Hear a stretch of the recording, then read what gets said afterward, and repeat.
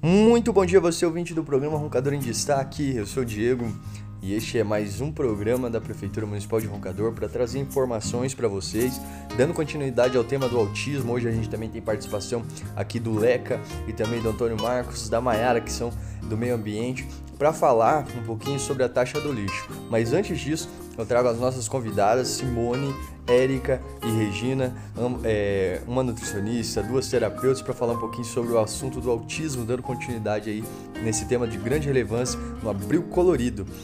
Vou começar aqui pela Regina. Bom dia, Regina, seja bem-vinda. Bom dia, eu sou a Regina Maria Cardoso, sou terapeuta ocupacional. Eu trabalho com criança que tem autismo, E a terapia ocupacional, ela tem o objetivo de promover e manter os desenvolvimentos e habilidades necessárias para que a criança ela consiga se adaptar de forma funcional no seu dia a dia, em diferentes ambientes, como em casa, escola, e cada criança tem a sua singularidade, E a gente deve entender e compreender o desenvolvimento físico da criança, emocional, sensorial e cognitivo. E eu, como terapeuta ocupacional, eu posso estar ajudando a criança em vários momentos importantes, seja ela atípica ou neuroatípica. E a terapia ocupacional também é um campo bem conhecido, na intervenção na saúde, na educação, na esfera social, que reúne seja a tecnologia orientadas ou trabalhar a autonomia das pessoas que apresentam algumas dificuldades em ser incluída e participar da vida social. Isso acontece muitas vezes porque esses indivíduos têm alguma limitação, seja físico, emocional, sensorial, mental, psicológica e social. E dentro da minha área, que é a terapia ocupacional, o seu objetivo é promover e manter o desenvolvimento das habilidades necessárias que cada criança tem, que cada criança é diferente e cada criança ela deve se adaptar de forma funcional no seu dia a dia. Eu já falei lá, ambiente escolar, seja na escola, na igreja, na vida social. E como TO também eu posso estar ajudando a criança a desenvolver sua autoestima, sua autonomia, sua autoconfiança, sua autorregulação, Quando a criança ela vem assim com bastante dificuldade, ela tem que se autorregular. E também a interação social. E assim, dentro bem específico, a terapia ocupacional também, ela trabalha a integração sensorial. Isso porque muitas pessoas que têm o TEA, ela apresenta bastante dificuldade, ela tem hipo e hipossensibilidade. E a hipersensibilidade é quando a pessoa se sente demais estímulo, O som chega muito forte, alto, E estímulo também visual e muito forte. E a hipossensibilidade, a pessoa ela precisa de bastante esforço para sentir, a estimulação. Isso às vezes é bastante comum, A pessoa ela está sempre agitada em movimento. Ela não sabe que ela está consciente ou não. Isso é para criança, para adolescente e adulto. Como que é uma atividade para essa hipo e hipersensibilidade? Trabalhar com sensibilidade, Trabalhar com massinha. Às vezes a criança ela não consegue, ela tem muita dificuldade em sentir a própria roupa, etiquetas de roupa atrapalha, a gente tem que trabalhar isso. A criança é bastante orientada, a família também, pisar na grama, pisar na areia, Andar descalço. Quem tem oportunidade, uma vida social, vai na praia. A criança sentir o mar, sentir a piscina também, a água, tocar. E estímulo também visual, luzes. É bastante focado isso também. E alimentação também, Bastante crianças, elas se sentem bastante dificuldade, no sensorial. Às vezes a criança ela tem nojo, medo, de expressar, de se tocar na comida, de mastigar. né, uma batata palha, né? Às vezes é muito importante a criança. Às vezes a criança ela vê uma sopa, uma coisa assim mais cozida, ela não quer comer, mas ela quer comer um chip, um torresmo, uma batata frita, uma mandioca frita, né? Que é mais crocante, que ela se sente bem. E outras não, ela se sente melhor comendo uma coisa mais mole, cozida. A gente trabalha muito também as AVDs, né? Trabalhar as atividades da vida diárias e as atividades da vida prática, né? Muitas crianças, elas têm medo de ir pra rua, têm medo de ir pro mercado, têm medo do dia a dia, né? Essa autoestima, né? E também trabalho bastante também no desfraude também. Regina, qual seria essas dificuldades cotidianas que uma pessoa com autismo pode estar sofrendo? Colocar o calçado, amarrar um cardaço, desamarrar um cardaço, dar um laço. Isso é bastante assim comum, né? A criança às vezes ela vem assim bastante com dificuldade, até mesmo com essa autonomia, né? Escolher roupa, escolher, né, o corte do cabelo, a cor da roupa. Isso também a gente trabalha bastante essa autonomia. Por falar em autonomia, né, a gente notou aqui na fala da Regina que uma das principais dificuldades para a criança com autismo é na alimentação. Eu trago aqui a Simone, que é nutricionista, para falar com a gente. Bom dia, Simone. Bom dia, Diego. Obrigada por essa oportunidade da gente estar falando sobre esse tema, né, tão importante. E dentro desse mês tivemos o dia 2 da conscientização do autismo, né, o dia mundial. Então a gente já vem numa condição de falar muito sobre isso. E o tema desse ano é a informação. Quanto mais informação, menos preconceito. E é sobre isso que a gente precisa e que a gente quer vir falar, né? E que vocês abriram esse espaço. Bom, a Regina já deu a deixa aí, né, Regina, sobre a alimentação, que é a minha área de atuação. Então, hoje nós temos aqui uma média de 40 crianças com o transtorno do espectro autista, com o diagnóstico, e que nós estamos trabalhando em conjunto, aí Secretaria de Saúde, Educação, a PAI, né, Assistência Social.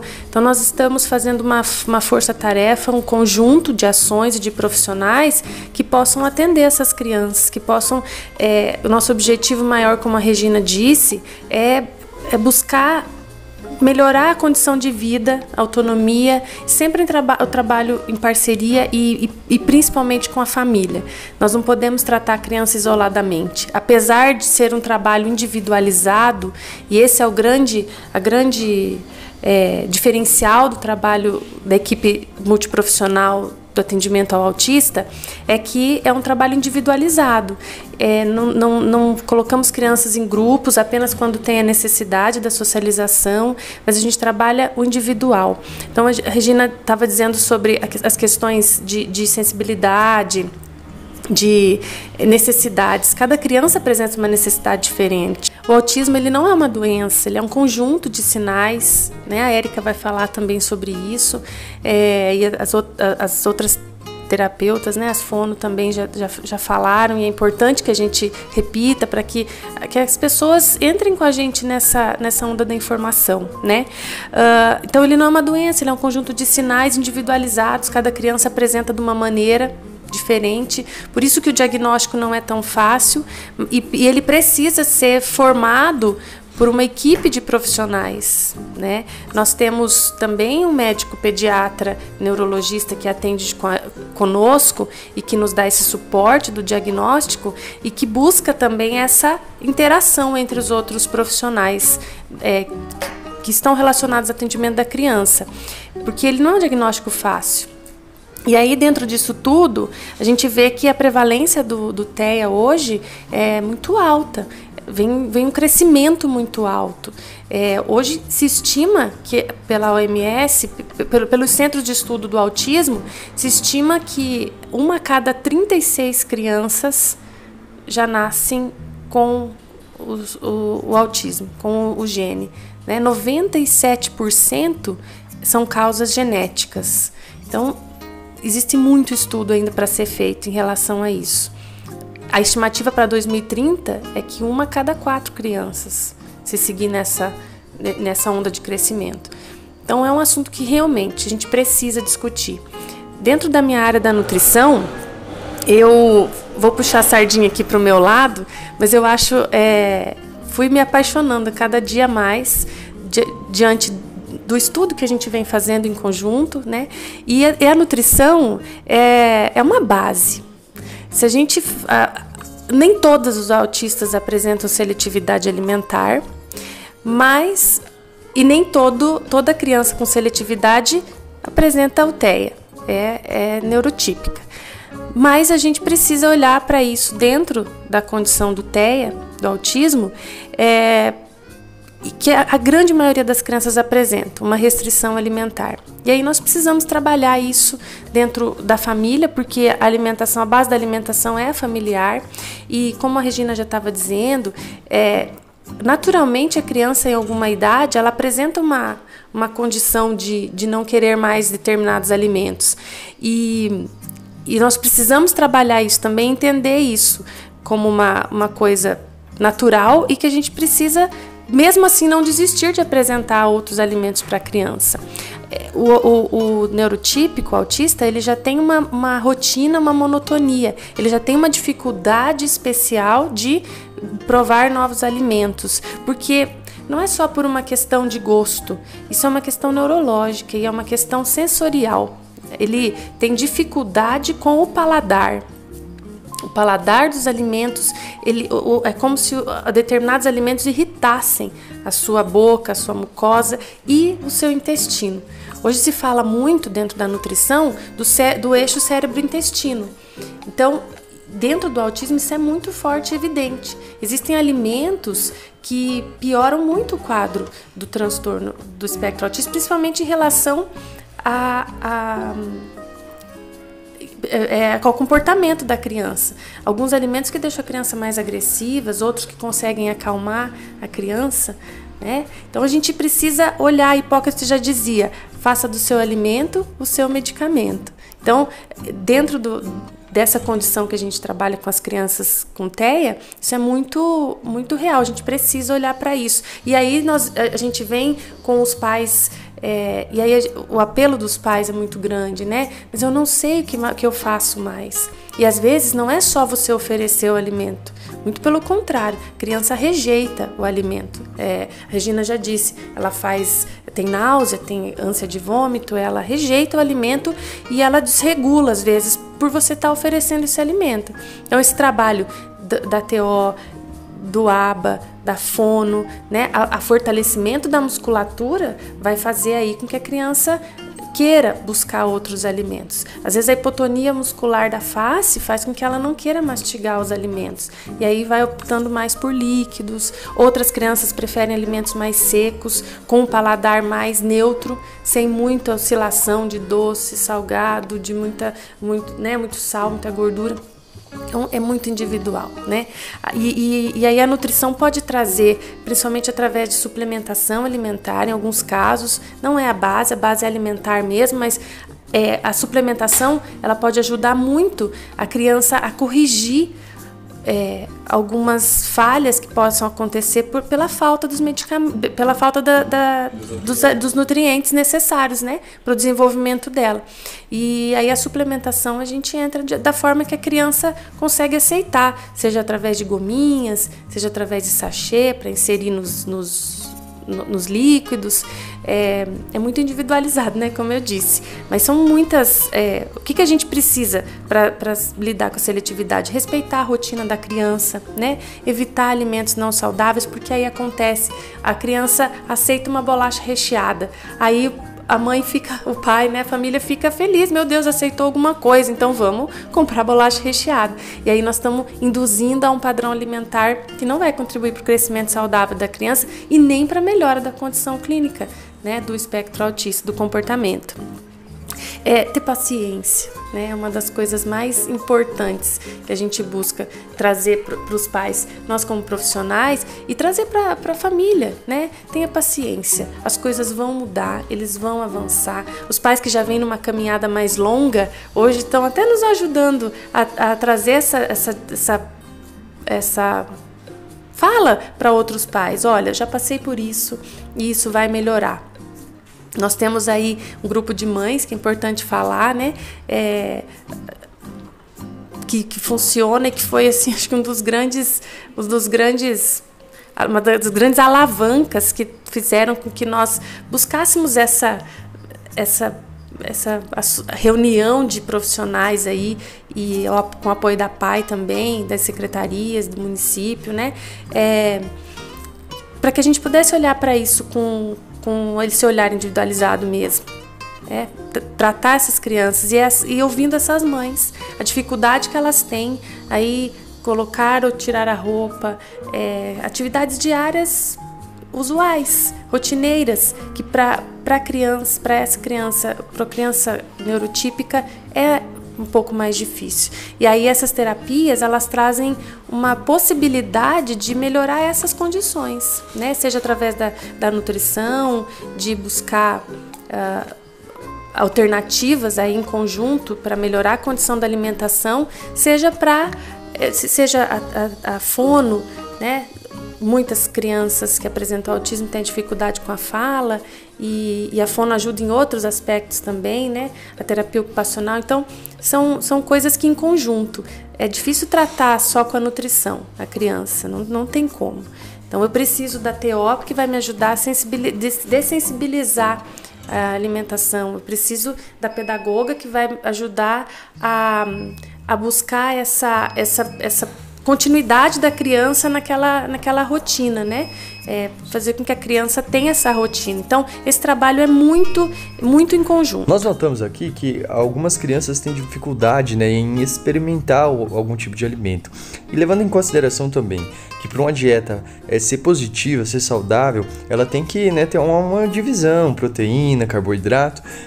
Como que é trabalhada essa introdução alimentar com a criança, Diego, com autismo? Na verdade, quando a gente fala sobre introdução alimentar com a criança típica, existe um padrão, né? E o próprio autista, ele teve alguma condição lá na introdução alimentar que talvez determinou que ele vai estar tendo agora de sintomas em relação à alimentação.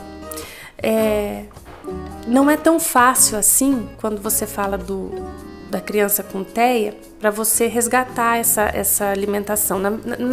Em geral, os pais falam assim, olha, em algum momento ainda meu filho se alimentou bem, de repente ele parou, né? E o autista tem essa condição, com as podas neurais, e que de repente ele para de se alimentar adequadamente, ele para de falar, ele para de várias condições.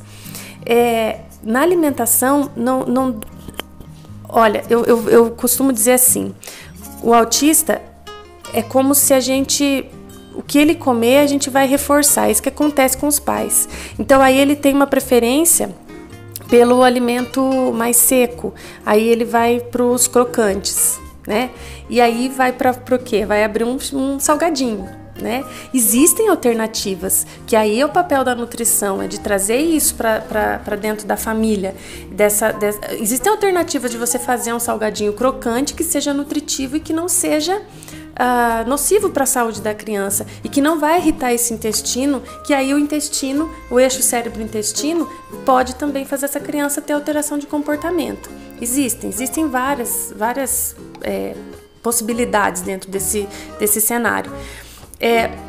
O que acontece assim é que a gente, como o atendimento é individualizado mesmo e a gente não consegue padronizar, então existe lá dentro da nutrição um parâmetro que diz assim, então 25% da sua alimentação vai ser de gordura, 15% de proteína e o restante de carboidratos.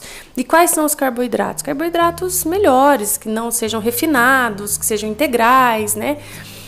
Isso dentro do espectro autista é um trabalho muito lento, porque às vezes a base da alimentação dessa criança é apenas carboidrato. E como que você vai inserir se ela não aceita? Né? Então é um trabalho muito lento e não dá pra gente chegar e já apresentar, olha, pai e mãe, vocês precisam fazer com que a criança coma isso, isso e isso, né? Com essa proporção. Mas existem sim alternativas comer bem dá trabalho. Eu até, né, a gente sempre fala, tive em algumas escolas ultimamente, e a gente lançou uma campanha aí que já existe, né, uma campanha Desembale Menos, Descasque Mais. Já é uma campanha mundial, desembale menos, descasque mais. Então, às vezes é mais fácil você desembalar um salgadinho, se ele aceita o crocante, do que você ir lá e preparar alguma coisa com uma farinha, uma tapioca, por exemplo, que vá no forno e que vá um gergelim, uma semente que vai trazer benefícios para a criança. E às vezes também a falta de informação, falta de alternativas do que fazer, né? Eu observo muito isso dentro das consultas, das entrevistas que a gente faz com os pais, é que eu não sei como fazer, como que eu posso melhorar? A maioria tem uma vontade de melhorar, mas ele tem medo. Tem muita o autismo, ele traz também em algumas crianças essa sensibilidade intestinal, e aí ele come determinado alimento e tem uma reação intestinal, e aí o pai e a mãe ficam com medo. Natural, né? Então, são algumas alternativas que a gente vai tentando junto. É um caminhar. A introdução alimentar de uma criança típica já não é uma tarefa fácil. Então, diante de tudo isso, existem algumas estratégias que a gente pode adotar para melhorar essa condição da seletividade alimentar. Estabelecer uma rotina é importante. E é dentro disso que a gente trabalha com as famílias e com a criança. Evitar os alimentos não saudáveis, tentar trocar por outros mais saudáveis, adicionar gradativamente esses alimentos. Então, não é na primeira recusa da criança que a gente vai desistir de inserir, né? Fazer os pratos mais coloridos possível. Isso é importante porque, além de estar trazendo nutrientes importantes para a criança, visualmente vai ser mais atrativo para a criança também. Apresentar os alimentos em quantidades menores. A gente observa assim que os pratos muito cheios, eles inibem a criança em comer aquilo. Existe uma peculiaridade em alguns casos que as crianças gostam de tudo separado, nada misturado. A gente precisa respeitar isso também. E por que não separar o alimento? Qual é o problema disso? Né? Então, trazer essa leveza mais para a hora da alimentação. Sempre diz, né? A hora da alimentação não pode ser aquela hora do terror. E em muitas casas é o que acontece quando chega para a gente. Eu não sei mais o que fazer. A hora da refeição é muito ruim. Porque não quer comer, porque não sei o quê. E os pais ficam aterrorizados, porque eles sabem que aquilo vai trazer um prejuízo para as crianças. Então, tentar trazer essa leveza para a hora do alimento. Outra coisa, trazer a criança para o preparo da alimentação, né? Talvez não com uma faca no primeiro momento, mas sim fazendo com que ela entenda qual é o papel dela ali, se ela pode mexer uma preparação, que ela pode ajudar a preparar um bolo. Isso dá uma segurança e dá uma autonomia para a criança também, bem importante. E, por último e não menos importante, ser um modelo. Eu não posso dizer para a criança: coma cenoura, se eu não como, né? Então, eu preciso também estar aberto a experimentar isso dentro do meu contexto familiar. Eu não como nenhum tipo de vegetal, nenhuma verdura, nenhuma fruta, e aí eu quero que o meu filho coma porque eu sei que aquilo é importante.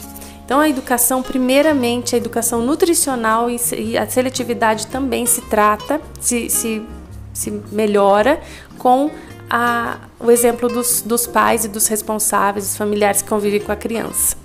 Então, diante disso tudo é que é tão importante que as terapias sejam integradas, que isso seja trabalhado pela TO, que isso seja trabalhado pelas fono, por outros profissionais que possam estar envolvidos, como, por exemplo, a terapia ABA, como, por exemplo, o pedagogo, né? Que a Érica faz esse trabalho aí dentro dessa equipe multiprofissional e que é tão importante também. Então, a nutrição, eu vejo que ela é muito importante, mas ela não consegue caminhar sozinha. Pessoal, nós também temos aqui a participação da Érica, né, que ela é coordenadora do ABA. E, Érica, muita gente tem dúvida ainda, né, o que é o ABA, né, qual é o objetivo do ABA? O objetivo da ciência ABA é melhorar a qualidade de vida humana, né? É fazer com que a criança queira imitar, receber comandos, querendo emitir os comportamentos verbais, querendo interagir, brincar, Então é ampliar o repertório da criança, esse é o objetivo. Vamos dizer assim, qual situação, né? Em que situação a gente aplica o ABA? Como que ele funciona? A aba, ela pode ser aplicada de forma naturalista, pode ser em casa, na escola, ou seja, no ambiente em que a criança se encontra. Ela pode ser colocada dentro das brincadeiras e das atividades diárias da criança. A aba ela pode ser aplicada em muitos casos, desde que traga benefícios à vida humana. Érica, e você como aplicadora ABA, explica pra gente como que seria, como é realizado esse trabalho. O meu trabalho é observar os comportamentos que a criança já faz, como comportamentos adequados e os comportamentos inadequados, os não aceitos, né, o qual precisamos eliminar, e os comportamentos que queremos que a criança realize. Então, eu preciso reforçar os comportamentos adequados na criança, cuidando ali dos antecedentes e consequências desse comportamento, e extinguir os comportamentos de birras, esquivos, ou seja, aqueles comportamentos inadequados. E para que isso ocorra, eu preciso estar sempre trabalhando na zona de conforto, que é quando a criança está fazendo o que ela gosta, que não exige nada de novo. Então, eu faço aquilo que a criança quer e dou um comando. Faço o que a criança quer, dou um comando, para que ela não chegue na zona de desregulação, que é quando a gente forçou demais a criança e ocorreu ali uma aversão a brincar e é onde a criança se desregula. E para isso eu sigo vias de aprendizagem, né? E essas principais vias são, primeiro, a contato visual. A criança tem que ter o contato visual ali com a terapeuta. A modelagem de comportamento, então eu modelo o meu comportamento e a criança observa. Na sequência ela faz a imitação do que eu estou fazendo. E terceiro é o segmento de comandos, que é o que é mais difícil para os autistas. Então a criança ela precisa processar e entender os comandos, como não corra na rua, não saia de perto da mamãe, senta, abre, pegue tal objeto. Esses são os segmentos de comandos. Agradeço imensamente a participação de cada uma de vocês, né, Regina, Érica e Simone. Muito obrigado por trazer esse conhecimento pra gente. É um assunto de grande relevância. A gente está abordando o autismo durante todo o mês de abril, né? O Abril Colorido é uma campanha que enfatiza a conscientização sobre o autismo. Nós tivemos aí no dia 2 de abril o Dia Mundial do Autismo, e isso aqui, cada final de semana a gente avança um pouquinho, trazendo informação e vencendo o preconceito. Mas eu quero falar agora com o ouvinte que tá acompanhando a gente. Já no próximo bloco eu vou trazer a participação aqui fundamental para vocês, não percam, que é sobre a taxa do lixo. Tem muita gente ainda com dúvida, o que é a taxa do lixo, por que eu estou sendo cobrado disso. Então vamos trazer aqui a participação do Leca, também do Dr. Marcos e da Mayara, que vão explicar pra gente um pouquinho mais sobre a taxa do lixo, como é que está funcionando. Você não pode perder.